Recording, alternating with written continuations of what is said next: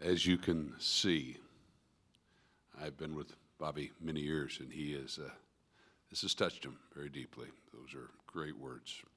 You know, we focused on John's life, his journey, his friends, a little bit in the first couple of videos. But one of the things that struck me was, this wasn't just a good man. And as I met Shauna and the girls, and this is a beautiful family. I mean, John was a handsome man, and he's got a beautiful wife, and these three little girls are gorgeous. I mean, just flat gorgeous.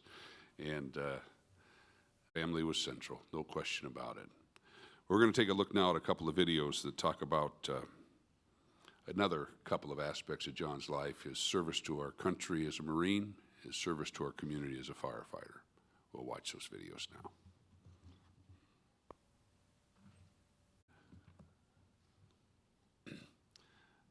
I told you that was one good-looking couple.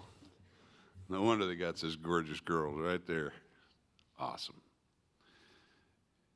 Family was central to John and who he was, what he was all about. And obviously Shauna and the girls, but he comes from a big family, a large family, close family. And we're going to hear from Phil, John's brother, at this time.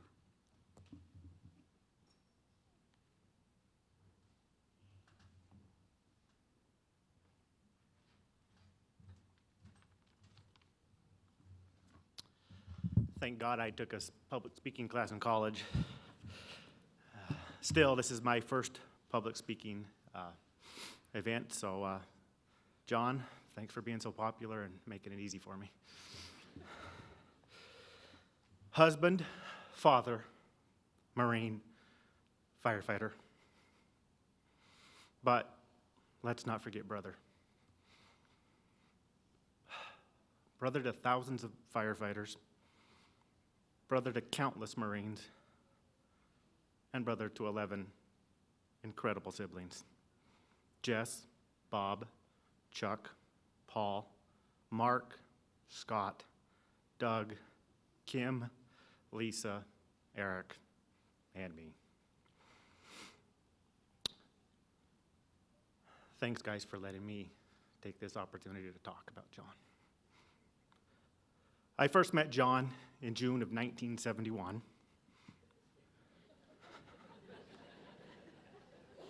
And I immediately developed a relationship with him that I cherish, and I know that nobody else in this world will ever have. You see, I am number 12. And I take enormous pride in knowing that I will be the only one in this world to ever call him my big brother.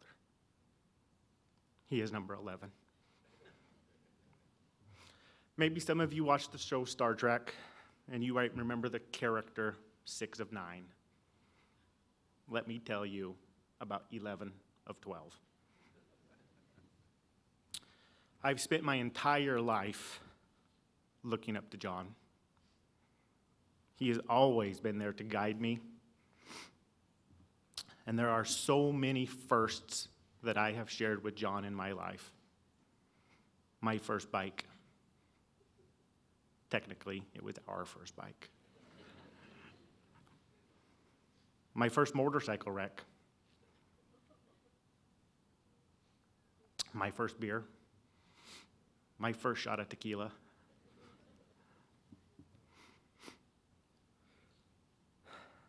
My first road trip. My first car wreck. My first speeding ticket. Ironically, with John on my first trip to Tijuana. Because the one with Mom when I was 12, seriously, did not count.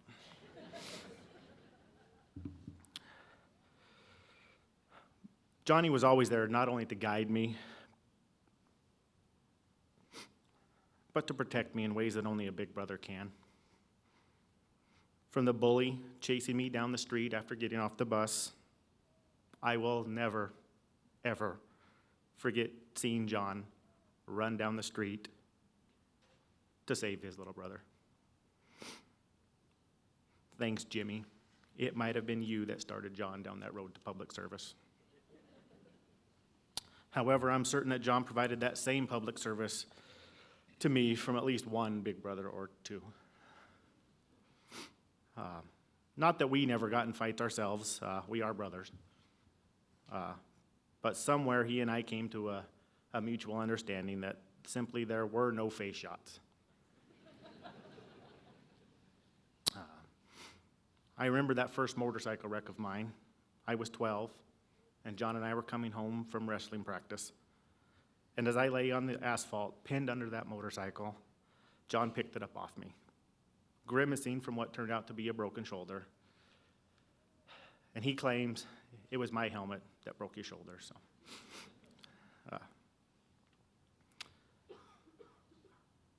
John also taught me many things in life. As we grew up, John was always the best catcher in Little League Baseball. And I worked diligently to be just like him, and he taught me. John was also the best wrestler in high school, captain of his wrestling team. And I followed him there also. And again, he taught me. I will never forget being able to wrestle with him on that same team when he was a senior in high school and I was a freshman. There have always been remarkable people in our lives. And as our dad died in 1973, some of us younger brothers were left without that father figure at home. Well, Gary McLeod became a huge part of our life. And we eventually adopted him as our father. What more could a boy want? A man willing to take him camping, hiking, fishing, rides to and from school in the front seat of his patrol car. Thanks, Gary. I truly, and I mean truly, believe that your career as a deputy sheriff is what inspired John in his own career choice in public service. He may have been a cop, he thought, but being a firefighter was way more cool. So to Gary's wife, Norma Jean, and children, Mike, Andy, and Aaron, thanks for sharing. Also huge in John's childhood was spent with our neighbor's house, Bob and Sandy Ashbrook. They were so instrumental in teaching John and myself. They were so instrumental in his life. And their children, Buck and Brian, it's like having two more brothers. John started his firefighting career as an explorer with the Wenatchee Fire Department while he was still a senior in high school. My mom told me she was so relieved that he was out on a fire truck putting out fires rather than out starting them.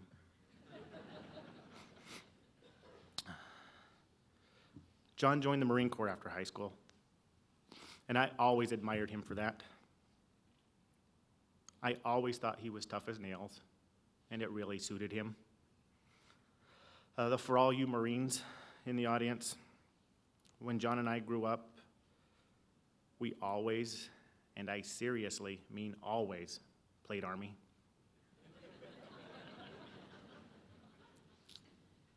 After I graduated from high school, John flew me down to Camp Pendleton for a graduation present. I got to spend 2 weeks with him, just John and I. And that's when I first met some of his Marine brothers. I spent part of that time living in the barracks with John and his platoon of Marines. After I got out of the Army, I did it right. And went to college. John called me and offered, or rather demanded, that I move in with him while I went to school, that he would take care of me. So I moved to Spokane in August of 1994. That's when I first met several of his firefighter brothers. He and I spent countless hours driving the streets of Spokane as we memorized them. Sprague, Riverside, Maine, It's also when I first met Maggie. Truly, she was a wonder beagle. We even named our short-lived home brewery after Maggie, Lady Margaret Brewery. Bark at the Moon Bitter, Howlin' Pale Ale. It was a perfect partnership. I was the brewmaster. John provided the money. And the empty bottles.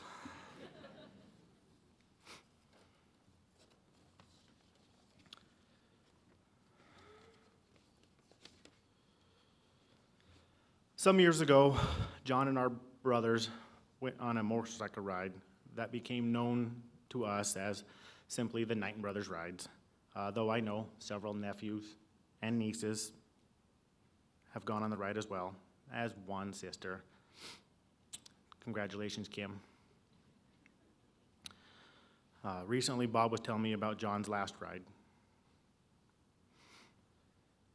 As the brothers gathered, Bob, Scott, and John, they watched an amazing sunset in Canyonlands in Utah. And Bob told John that, well, we just have to call this one the Sunset Ride. And John rather replied prophetically that, well, in more ways than one. Our family is a clan of the Peoria tribe of Indians of Oklahoma. And so I asked John, Tony Wikito, where are you going? As the family gathered around John Sunday evening, we all listened as Bob told him what the next Brothers Ride would be like. Again, John, I ask you, Tony Wikito, where are you going? As the sun sank into that summer sky, I truly believe that I heard John shifting gears as he rode off into one more sunset. I love you, John. We love you, John. Don't forget.